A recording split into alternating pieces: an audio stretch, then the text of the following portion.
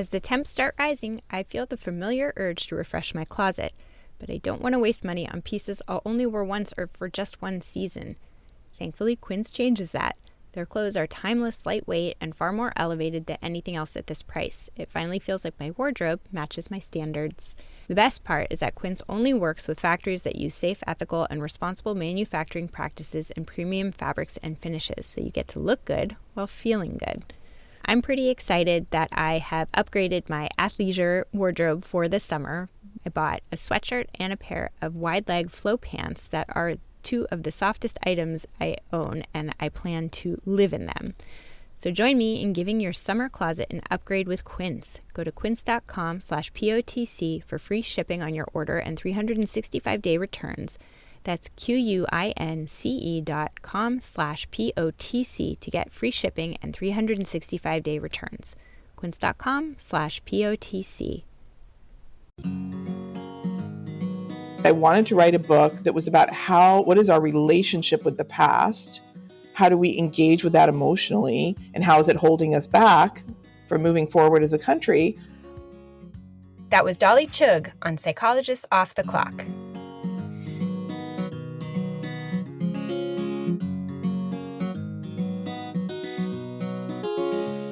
We are three clinical psychologists here to bring you cutting-edge and science-based ideas from psychology to help you flourish in your relationships, work, and health. I'm Dr. Debbie Sorensen, practicing in Mile High, Denver, Colorado, co-author of Act Daily Journal and an upcoming book on ACT for Burnout. I'm Dr. Yael Schoenbrunn, a Boston-based clinical psychologist, assistant professor at Brown University, and author of the book Work, Parent, Thrive. And from coastal New England, I'm Dr. Jill Stoddard, author of Be Mighty, the Big Book of ACT Metaphors, and the upcoming Imposter No More. We hope you take what you learn here to build a rich and meaningful life. Thank you for listening to Psychologists Off the Clock. We're proud to be sponsored by Praxis, the premier provider of continuing education training for mental health professionals. Right now, Praxis is offering both virtual and in-person trainings. And for the virtual trainings, they have both live and on-demand courses. Praxis is our go-to for evidence-based CE trainings, and they're especially known for their ACT trainings. Some of the best expert peer-reviewed ACT trainers offer courses with Praxis. Check out their current offerings at praxiscet.com, or you can link to them through our website, offtheclockpsych.com. And you can get a discount on live training events if you use the code OFFTHECLOCK. Hi, everyone. This is Yael here with Jill to introduce an episode. I got to interview Dolly Chugh about her new book, A More Just Future. I kind of fell in love with Dolly, and I knew that I would because I had watched her TED Talk, and she's just warm and smart and human and lovely. So it was such a fun conversation and about such an important topic about how do we reckon with a really painful history and move towards a better future. We're at a cultural moment in time where we're talking a lot about social justice, and I think bringing in the science is just a really helpful set of tools to manage both what comes up for all of us emotionally as we're sort of reckoning with the painful experiences that people have had in the past and that people are continuing to have. And then also this important question of what now? What do we do? So I thought it was an incredibly enriching conversation. And Jill, what did you think of it? I could not agree more. I absolutely loved Dolly. I just kept thinking like, oh, I wish I could hang out with her. She was so like smart and relatable at the same time, which is something I aspire to be. You know, it's like, how can you be smart and relatable at the same time? But what I really loved was how ACT consistent this episode was, I think, like sort of unintentionally. And I think you told me she's a social psychologist, right? Not a clinical psychologist. And, you know, you talk a little bit about critical race theory, for example, and you connected it to values. I noticed how she was really talking about process over content. So, you know, she was saying it's important for us to be able to give people the tools to learn about our history and these things rather than should we teach this thing or should we not teach this thing? And at one point, you talked to her about acceptance and commitment therapy, and she had been taking notes, and she was like all excited and wanted to learn more.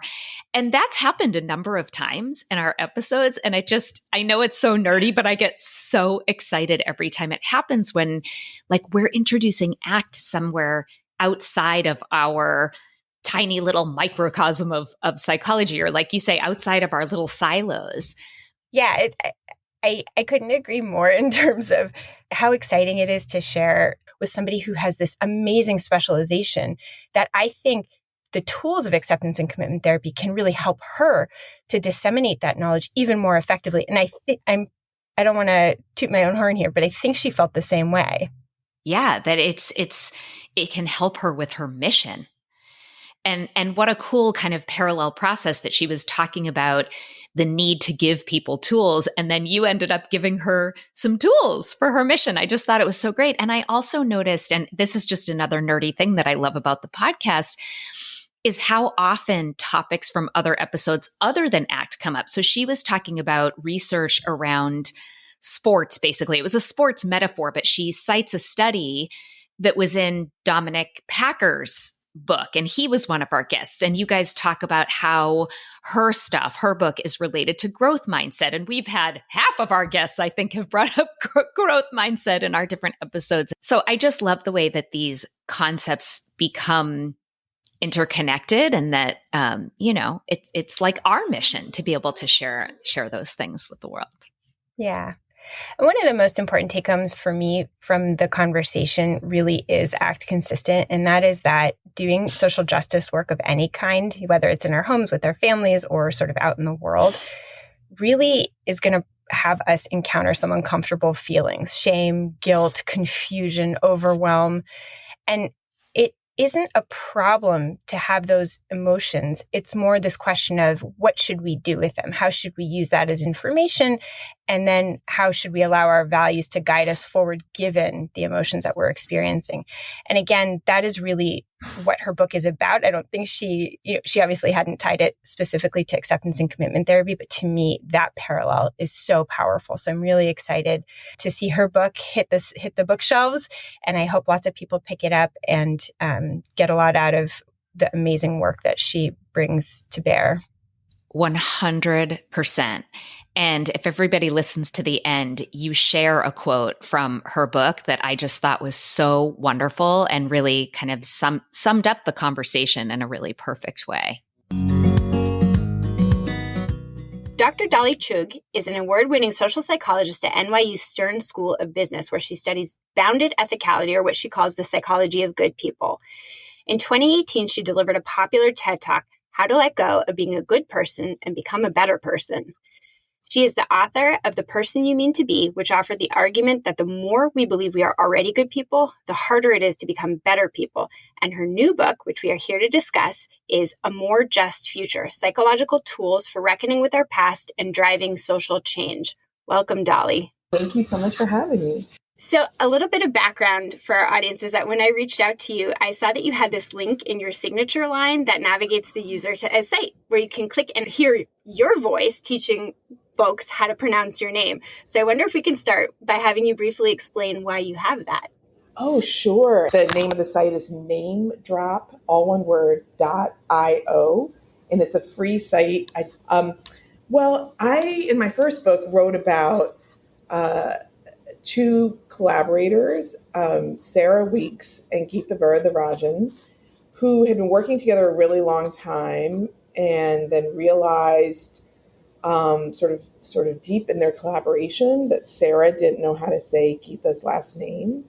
And they both openly shared the sort of journey that took them on, that when they confessed that Sarah didn't know how to say it, and then it bothered Geetha that it was never said, and then Sarah invested time in learning it, that it really deepened not just their knowledge around pronunciation, but their relationship and their knowledge of each other's cultures and their ability to work well together.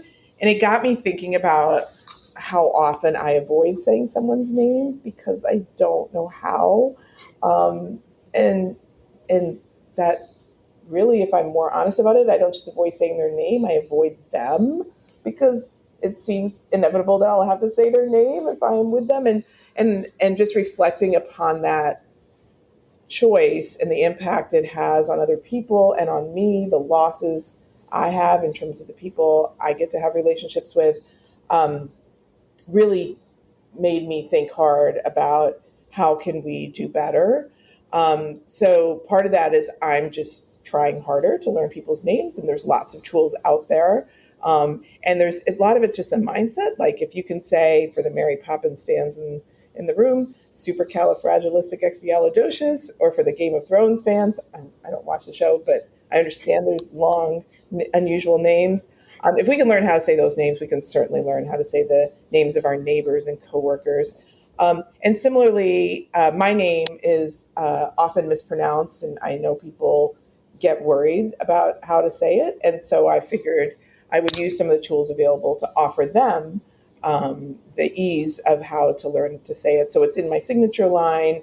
It's in my LinkedIn profile. And I believe LinkedIn actually has a feature built in around pronunciation of the name. Sure, because I was giving a talk at Microsoft, a virtual talk for Microsoft, and I mentioned name drop, or they asked me about it. And then the chat box kind of blew up because Microsoft owns LinkedIn, and they were all like, actually, I was like, I'm so sorry, I didn't know. So yes, that's a long answer to your question, but I think it's something I've improved a lot at, and I've tried to make part of my, soapbox with others as well.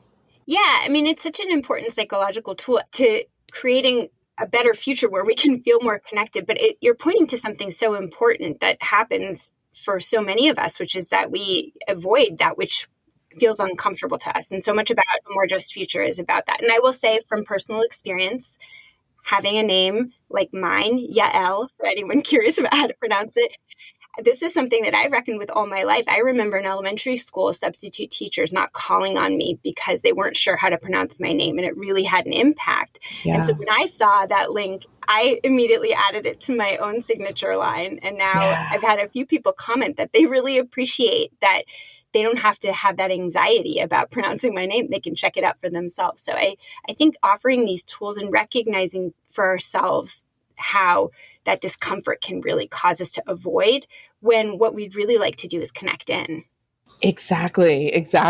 And, I feel for you that that stuff sticks with you, that childhood experience and then the adulthood version of it. In the olden days, I remember calling people's voicemails at night, like their office voicemail, to hear how they would say their name. But then people started forwarding their office phones. So this was before cell phones. They would forward their office phone to their home phone. You'd be calling at midnight, and some groggy spouse would pick up the phone and be like, "Oh, I'm so sorry." So this is much better.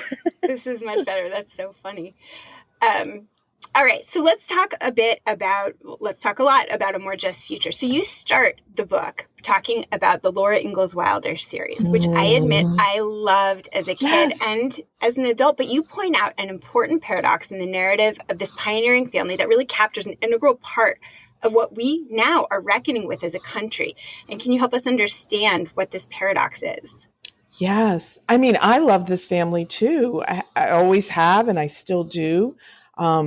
The books by Laura Ingalls Wilder chronicle her life growing up in very difficult times, and the hard work her family put in, the strong values they showed, the heart they showed.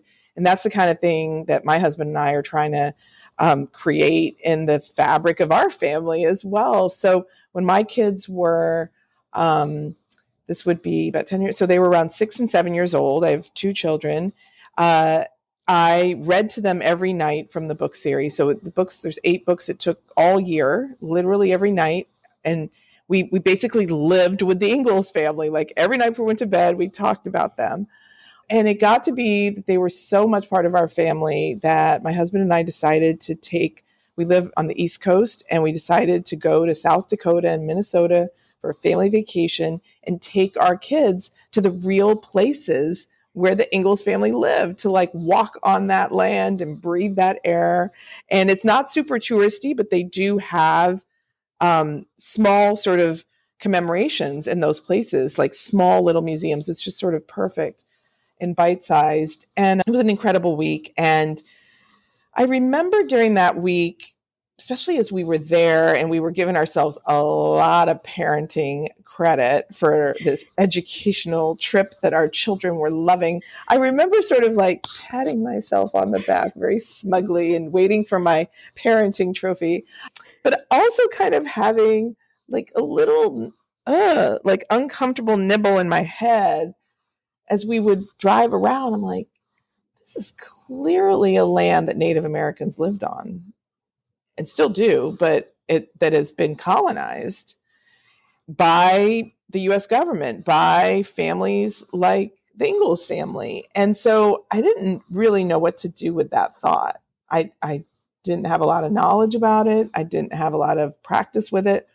And so I just sort of went, yeah, we're going to put that away and let it be. There's a couple of lines in the books that are blatantly problematic. The only good Indian is a dead Indian, lines like that. I'm sure when I was reading the book to my kids, I, explicitly said, well, that's not right, is it? But then that was it. I didn't contextualize it as to what was going on more broadly. And years have passed since then, and it just has stuck with me. Like, why didn't I know what to do with those uncomfortable feelings? And as a result, what have I done to my children? I have fed them a narrative that excludes Native Americans, that presents the settlers of that land as deserving of that land in a way that also suggests those who the land was taken from were not deserving of it. Many lives were taken. How do we explain that? And so as a I'm not a historian. If it's not obvious already from how I'm telling the story, I am not a historian. But I'm not even really a history buff, to be totally honest. I don't even know if we get the History Channel. But I am a psychologist, and I feel like as psychologists, as you know, we have some tools to deal with uncomfortable feelings and unlocking sort of parts of ourselves using some evidence-based tools. And so I couldn't find another book that sort of helped me think about this. So I guess I figured I would write the book that I needed to read. Well, I love how much of you is in the book, and I really hugely appreciate how open you are with your own challenges and confronting and reckoning with our historical past, but also with the habits that you found yourself in, right? Sort of unwittingly, participating in this, because I think we all do. And unless a leading voice sort of admits, like, we're all in this together and we all jointly have a responsibility, I think it's hard to sort of, for many people to out themselves, right? For me to out myself, but it makes it feel much safer because you're sort of sharing, I do this for a living, and I still found myself making a mistake in not contextualizing the Laura Ingalls Wilder story with my kids because, we're all sort of in the soup together. Yes, I love that. We're all in the soup together. Absolutely. I mean, in this particular sort of learning journey, I'm trying to decolonize my mind, and I'm trying to sort of unlearn something. And unlearning is usually the process. Unlearning comes after learning. And I think we all learned, we all breathed in the same air. We all read the same textbooks. Depending on our own lived experience and our family backgrounds and the cultures we inherited, we may have some unique perspectives into understanding the American story. And that's where, I come from a family of immigrants. So I come in with that mindset. A Black family that has been in the United States for generations, that may have come in via the, being enslaved, would have a different sort of family narrative. A white family who had been here for generations might have a different family narrative. So we're all trying to unlearn this. And I think whatever it is we're trying to unlearn, it requires us to be so honest with ourselves, because it's intellectually easy. Honestly, there's so much content out there. That part is not hard. Emotionally, it is really hard. And so I do feel I have a responsibility to start with myself before I try to teach anyone else. Yeah.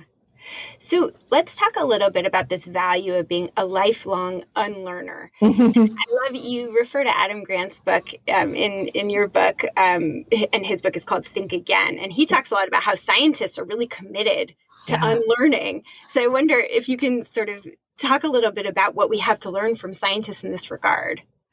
Absolutely. Yeah. I love his metaphor where he encourages us, and I might not be getting the exact terminology right that he uses, but essentially to not be the attorney sort of trying to advocate for a particular viewpoint, but rather to be the scientist who's collecting data, testing hypotheses, and then revising the hypothesis based on the data. And those of us who do science, meaning that we're in the field of research, this is a very familiar mindset for us. It is so different than I think the way Hollywood presents science, which is very linear. Like you kind of have this eureka moment. It's usually kind of a singular scientist that has a eureka moment, when the truth is this is always a collective effort. And then it's sort of done. The discovery has been made and we are no longer needing to do anything with it. That's almost never how science works. I'm sure, of course there's elevated moments of discovery, but there's lots of incremental learnings, that some of which confirm what we already thought, and some of which make us go, oh no, that paper I published 2 years ago may not be right. And so the same thing, that mindset's really useful when it comes to American history, because we are, the problem that we're dealing with is that history is as the saying goes, often told from the perspective of the victor. And because in the United States, there has been legalized racist policy for so many centuries, there's a lot that has been baked into our laws, our books, our narratives, and our culture. And there's lots of great books right now helping us see this, like Stamped from the Beginning by Ibram X. Kendi.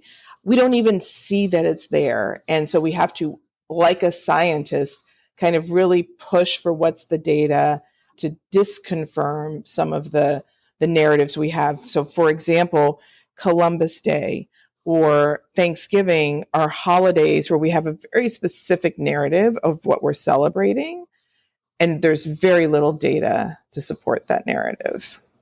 Yeah. And so being like a scientist and sort of approaching it with curiosity and being willing to explore, what other viewpoints might there be that could inform a more nuanced view of this is so important. And before we started recording, I told Dolly that Jill and Debbie and I, the co-hosts of this podcast, all practice acceptance and commitment therapy. And one thing we talk about a lot in the therapy room with patients is the importance of the narrative and recognizing that we all tell stories and that it's very easy to get hooked on them and feel like they are true and so true regardless of context, but almost never is that the case, right? Stories always occur in a context. There's always a narrator. There's always a plot line that you're choosing to highlight. There's always characters that you're choosing to put as the main characters and others that you're sidelining, other plots that you're putting to the side as well. And so really taking a step back from the central plot line, which is what you do in this book, and getting curious like a scientist, how much is this true? What are other viewpoints to consider so that we can build out a more textured narrative that has data supporting it. And so I wanted to turn to actually this one fascinating study that you describe in your book about home team bias in college football. It may not, on the face of it, seem like it has much to do with social justice, but I think it uncovers how all of us have bias as a part of our wiring, not because we're bad, but because we're human. Yeah. And so I wonder if you can talk a little bit about the findings from this study and how they reveal just how much our bias can so starkly color the realities that we take for granted. Absolutely. First, I want to thank you for that synopsis of your work on acceptance and commitment therapy. Is that the correct term? Yeah. Mm-hmm. I was really interesting, and I've written it down to learn more. And it does help not just understand some of the concepts in my book, but helps me understand some of those concepts better, as sort of the way. When you're in a clinical setting and helping an individual study their own thoughts, that that's the microcosm that kind of leads to these more collective narratives we have. So it's really, really interesting. Yeah, and like you're saying, we get so rigid about the storyline, and it's that Yes. rigidity. Like, this has to be the story. Yes. And that's what we're always working as therapists to help people grow some more flexibility. And you talk a lot about growing more flexibility about the story that we tell. And so, yeah, I'll be interested to hear back from you after you've sort of looked into it. Because as I was reading your book, I really thought a lot about how many of the concepts that you're bringing up line up with ideas from acceptance and commitment therapy. That's cool. Fascinating. That's fascinating. So home team bias is my little nomenclature to describe a very classic study in the field of psychology by Hastorf and Cantrell. What they did was this was an intense rivalry between Princeton and Dartmouth that culminated in a football game that got very, very heated. And they were interested in looking at how the Princeton fans versus the Dartmouth fans, how these students perceived who was at fault in this very heated game. There were injuries and there were, lots of calls. The refs were very busy. Like it was an intense game. And what they found, there was a video of the game. And so then they brought in, the week after the game, they brought in students from both schools and asked them to watch the game. So they're watching the exact same tape. There's no like you're sitting in different fan sections or anything. You're watching the exact same tape. And then they asked them, to provide their interpretation of who started, the sort of ruckus and whose fault was it that so-and-so got injured and who engaged in fair play. And the results, and I think most, especially sports fans, can sort of relate to this, but the results were very stark. The Princeton fans thought the Dartmouth fans started it, and that Dartmouth fans thought the Princeton fans started it. And everybody was very committed to their narrative of what had happened. And so this home team bias, which is kind of funny, I guess, unless you're,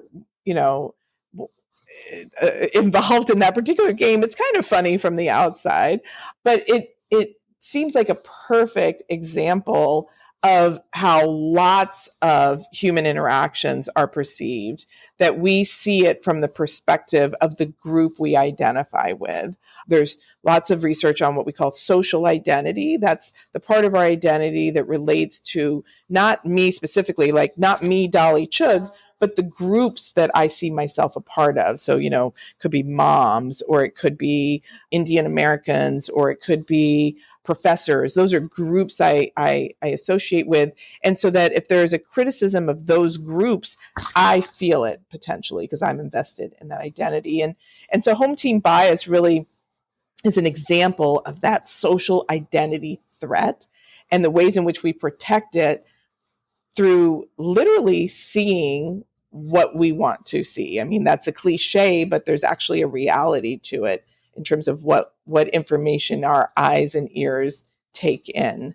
And I'll add one more thing. I gave a talk at ESPN recently, not like on the channel, though that would be a dream come true. But this was actually internally to the employees of ESPN, all the people who bring that content to us. And it was actually a fireside chat, and the person interviewing me pointed out, he said, "Your book is just filled with sports metaphors." And I was like, that was not on purpose. I did not think of it until you said it, but it is one after another.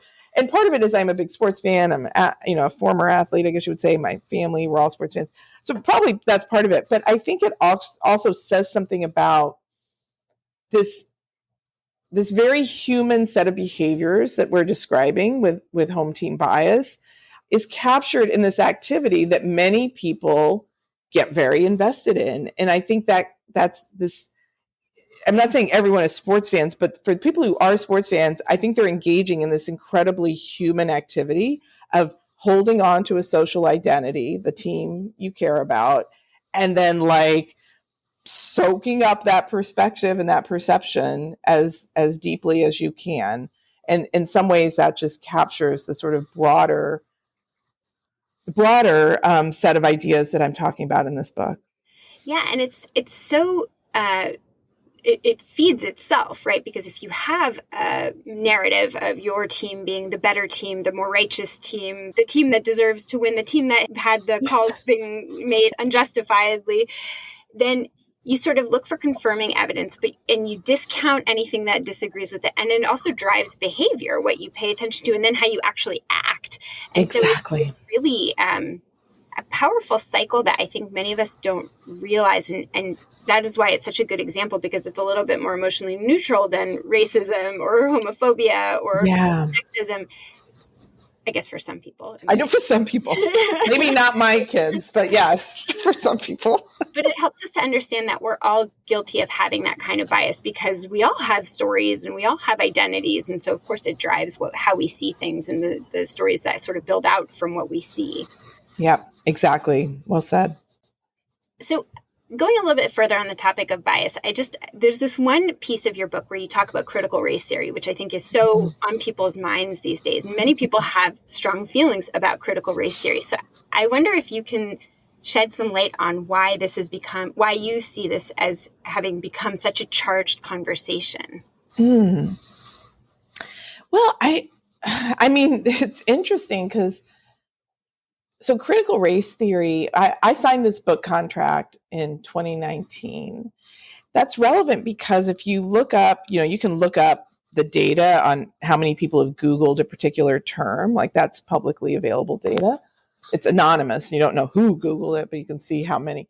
If you look up 2019, very, very, very few people Googled critical race theory. It was a very specific area of study in legal scholarship that was well respected, but not widely studied. Like a lot of things we do as scholars, there's a deep, narrow group of people who study the thing. And so when I worked out with my publisher in 2019 that I wanted to write a book that was about what is our relationship with the past? How do we engage with that emotionally? And how is it holding us back from moving forward as a country? There was no association with, if you look at my 60-page book proposal, the word critical race theory does not appear. Then fast forward a year, and the term that meant a very specific thing about how racism can be baked into our laws and structures in ways that look race neutral but aren't when you actually flesh out their impact. That's my unexpert definition of critical race theory. That term suddenly meant a much broader set of things. And the metaphor I use in the book is like, it's as if a very specific food, pomegranate, was suddenly, that word was being used to describe all food, everything, pizza, lentils, like everything we will now call pomegranate, bananas. And it made it difficult to distinguish what we are talking about. If you go to a restaurant, every food on the menu is called pomegranate. You really have no idea what you're going to get, what the waiter's going to bring you. And so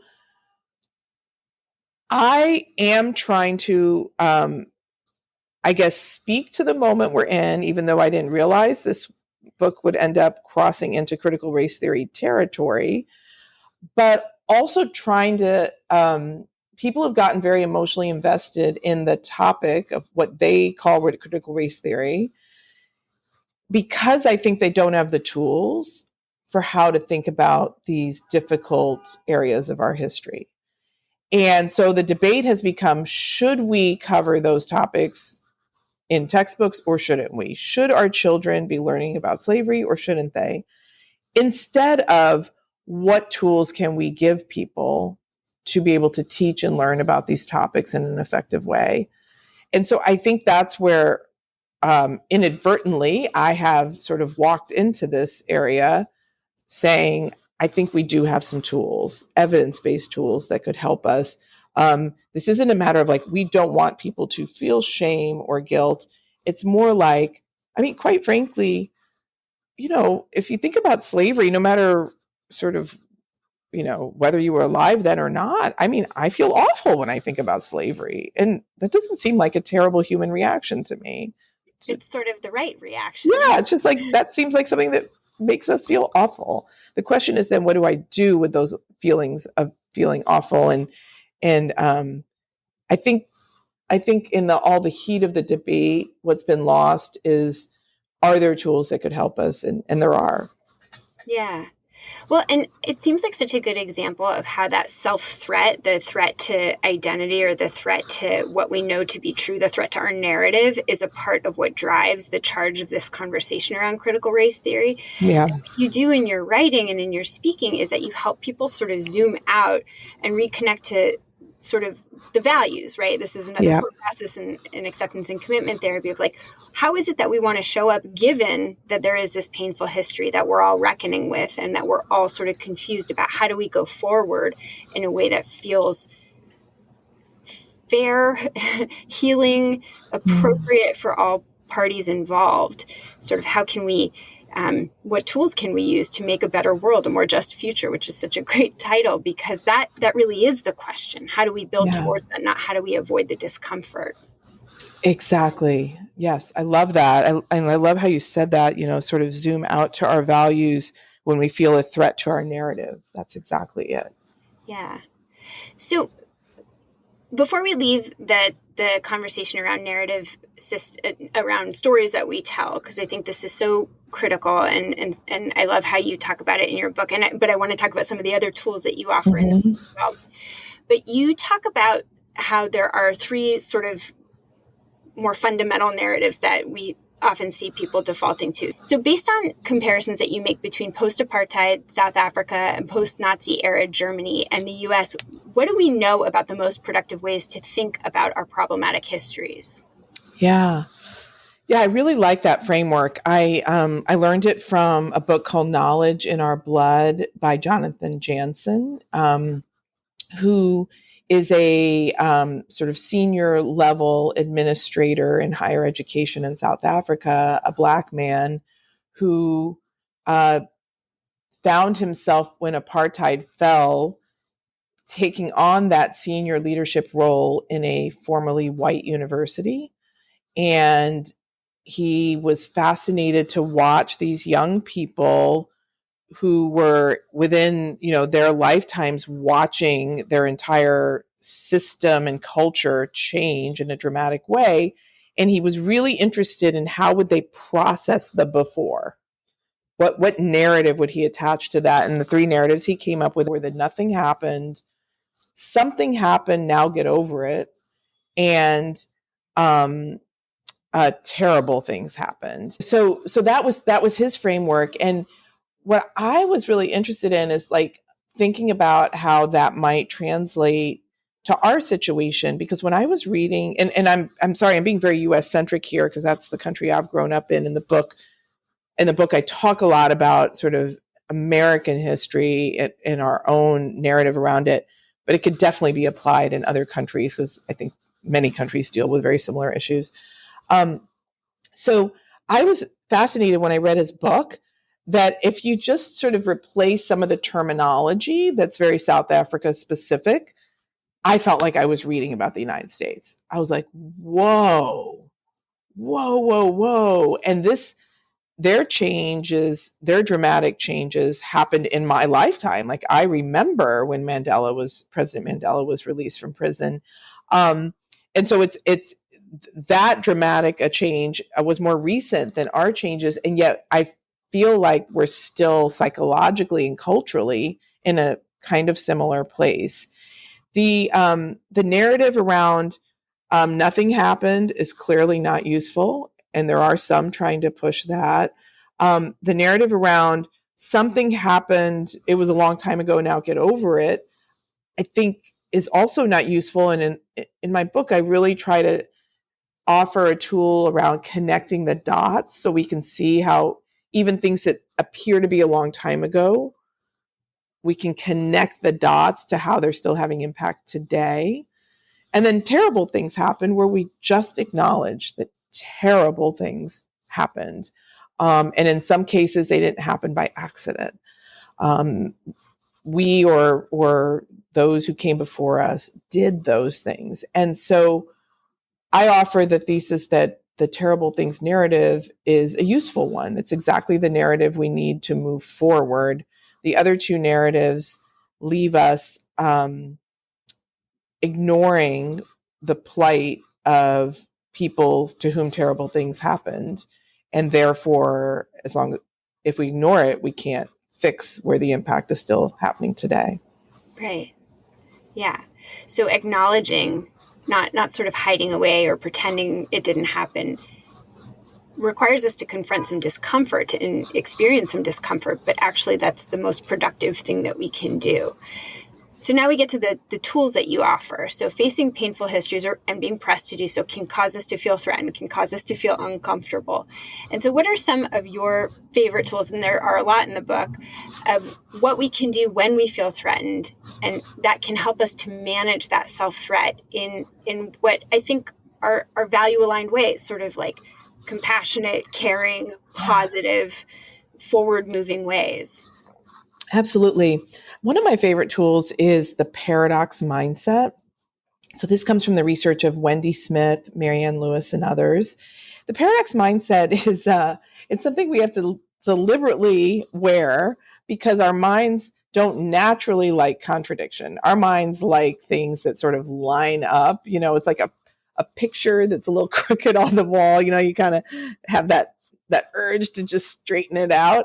Our minds do that all the time when there's inconsistency with information. Our mind just kind of fixes it for us so that things line up. Our minds want a coherent narrative. They want exactly. Yeah. It comes back to that. It really is what our mind. It's like a magnet that it wants that consistency and coherence, as you just said. So the paradox mindset is the idea that we literally tell ourselves, it's okay if not everything lines up. It's okay if there is a paradox or a contradiction. It's okay if there's two statements, both of which are true, but that appear to be the opposite of each other. So, for example, the forefathers of our country did extraordinary things. They wrote extraordinary documents. They had extraordinary visions. Extraordinary. And the forefathers of our country, many of them, while they were building this country, writing those documents, exalting the values of freedom and equality and liberty, were enslaving other humans that were kidnapped from their homelands a continent away, separating families from each other, taking children from mothers. They were also doing that. Both things are true. Both things are true. And, I feel like even when I say that, I'm like, yeah. And I could see, I know your listeners are listening, but you and I can see each other, and I could see on your face how uncomfortable it was to hear it. Yeah. And it's so uncomfortable, but it's strange. It gives me a chill. I'm like, yes, because there is a bigger truth. There's something that's uncomfortable and yet so right about being able to hold both of those things at the same time. Exactly. And in some ways, what I have been finding as I practice the paradox mindset is that it's liberating. And let me explain what I mean by liberating. Suddenly, as you just said, things make sense. When you look around and you start to notice how we are living as a society, how we're engaging with each other, racial disparities in fill in the blank, just about everything. How do you understand? I don't know how to understand that. But when you start allowing a paradox to be true, and it allows you to put facts that maybe were not kind of part of the thought process before into our minds, suddenly things start to make sense and we can deal with them as they are. And so that's what I mean by liberating, is that it liberates us to kind of think in a forward moving way because we understand better how we got to this point. So I love that tool. And I've been using a little with my kids when we traveled, this is when they were younger, we would use, if you're going on a road trip or whatever, we would keep track of adventure points. That's when things don't go right. You take a wrong turn or somebody throws up because they get motion sick or whatever, things that would sort of put everyone in a bad mood. We'd be like, adventure point. How many adventure points are we trying to get today? 10. Okay. So that's 2 more. And so I've been trying to, I know this sounds childish, but it works for me. It's like, think about paradox points. Like, how many paradoxes can I sort of discover and just allow to be true? Both things can be true. And when I do that, this need to kind of force fit everything into that consistent narrative, I'm released of it. It's so cool. I love that. A really messy adventure that you take with your family can be hard and so much fun and exciting. Yeah. And I think that practicing that, I love that idea of actually proactively practicing it so that you can build some of that flexibility in lots of different pockets of your life. I also just wanted to give a mention. We'll be releasing an episode with an Auschwitz survivor. Her name is Edie Enger, and she has these 2 beautiful books. One is called The Choice and the other is called The Gift. And in it, she really talks about these unthinkable atrocities that were committed, that she was at the receiving end of. And at the same time, all of these beautiful gifts. I mean, she says Auschwitz was like a learning opportunity for her, an opportunity for her to grow her resilience and see beauty. And some of the people who were cruel even had pockets of kindness. It's just amazing in this sort of mind-bending story. You can't believe it's real life, where she could find beauty in such darkness. And it's really an example of what you're talking about, this paradox mindset. So thank you. Yeah. Related to that, so stories are often more nuanced than we believe, especially when it comes to fables. And you talk about how there's often racial fables that we culturally just buy into in this very sort of not nuanced way. And I wonder if you can, maybe using the example of Rosa Parks, explain why it's important to reject those kind of fables. Absolutely. Well, the fable around Rosa Parks, who's, other than U.S. presidents, one of the most recognized names, most sort of famous people in the United States. The fable is, of course, that she was an elderly, tired seamstress on her way home from work on a bus. As a Black woman, she was expected to give up her seat to the white passenger who wanted it. She did not want to because her feet were tired, and that sort of accidentally she became an activist, and that unleashed the Montgomery bus boycott and Dr. Martin Luther King, and was an impetus for many things in the civil rights movement. That's the story we're often been told. She tried repeatedly to tell her real story, and we as a country just didn't want to hear it, or at least those who controlled narratives in textbooks and in newspapers and magazines didn't want to hear it. And the true story that she wanted to tell, that's really well documented, and there's a wonderful book, and actually, a movie coming out in October, depending on when folks are listening to this. It's coming out, I think, on the Peacock streaming platform, based on the book, called The Rebellious Life of Mrs. Rosa Parks, meticulously documents that she had been an activist for decades. She was also 42 when this happened. She's described as elderly. She was 42. And she spent many hours every week volunteering for the NAACP, training student activists on college campuses, fighting for equality and civil rights. It was not an accident that she found herself in this role. And the fable, where it's this accidental person who sort of helps us notice something we hadn't really noticed was problematic, and then a lot of people are like, oh, you're right, we should fix that, let's fix that, and everyone sort of clapped for Rosa Parks. That fable, what it makes it hard for us to see is that there were many attempts before this that failed.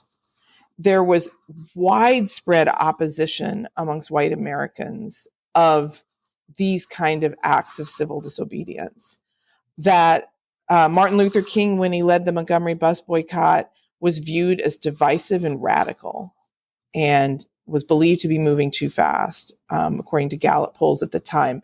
So what that fable obscures is how change actually happens. And it means, and I should also lastly say, it obscures the fact that many, many, many people risked their lives, their livelihoods in order, in the civil rights movement, not just Rosa Parks and not just Martin Luther King. And so it obscures how change happens in a way that today we are looking for the sanitized Rosa and the sanitized Martin. And when we don't see them, we're demonizing what we do see, thinking that's not how change happens. That's divisive. Or what good is that protest doing? Or see, nothing happened. They went and made a fuss and nothing happened. So that's why they shouldn't be doing that. When in fact, the data says that that's exactly how change happens. Failed attempt after failed attempt after failed attempt until suddenly something works. And it looks like just a couple of people did it, but in fact, it was a huge collective. And it leaves us, just like with our children, when my children, with the Little House on the Prairie example, I've sort of unintentionally given them something they have to unlearn now as adults or as older children. These racial fables do the same thing, where we sort of leave ourselves and our children with so much to unlearn that we can't participate in making change happen because we're actually barriers to making change happen. Yeah. I think it's such an important point on so many levels, but I'll just sort of, it's a little bit like the founding fathers fable, right? When we sort of sanitize the story and leave out all nuance, then it leaves us thinking that there's nothing to do. And you talk about growth mindset a bunch in your book. And I think this is so powerful. It's like, if we can see that there are mistakes that have been made, it doesn't mean that we're doomed, as long as we can have a growth mindset and see it as like a place to learn and grow and build to a better place. But if we can't acknowledge the errors, acknowledge the pain of the past, acknowledge the pain of the present, then how do we grow as a country? How do we grow as families? How do we grow as individuals? Yeah, exactly. So well said. Yes. I wanted to end with asking you, what is the fable of your own life that you've had to introduce more nuance into? Talk a bit about this in the book. And for me, it was very powerful as the child of immigrants myself. Oh, is that right? Wow. Yeah, the fable of my life is that my parents immigrated from India when I was a baby. And I've, grown up in a family of, like me, my parents love this country. We've always referred to it and still refer to it as the greatest country on earth. Very patriotic. And I understood that what brought us here was that my dad was an engineer and that the United States wanted more doctors and engineers. There was a shortage. And so they reached out to countries like India, where my family comes from, and were like, please, would you come here and help us? It would be wonderful to have you here. And adjusted the immigration laws to make that happen. And so that was what I've heard my whole life. And not just from my own family, I've like within our community and culture, I've heard that a million times. And actually it was a week before COVID, in March 2020, when we went into that shutdown phase in quarantine in mid-March, it was the week before that I had started to read that actually isn't how it happened, that it was a fight legislatively that came out of the civil rights movement, where some activists were saying, the immigration laws also have a lot of inequality in them, in that they allow for many more European immigrants, white European immigrants, to come in than immigrants from countries that are not mostly white. And there should be something done about that. And there was this big fight over it. And the sort of concession was, okay, we're going to sort of loosen it up for countries like India. But you know what? Nobody's they're not actually going to come. Don't worry. We're going to be able to stay a white country, a white Christian country. So, let's do it. But, and there's all sorts of documentation of this, but don't worry about it. It's going to be fine. And that's what led to my parents being able to come. And I didn't know that. And when I sort of started reading about this the week before, not realizing it was the week before we were going to shut down, I remember thinking like, I need to sit down with my parents. I don't know if they know this.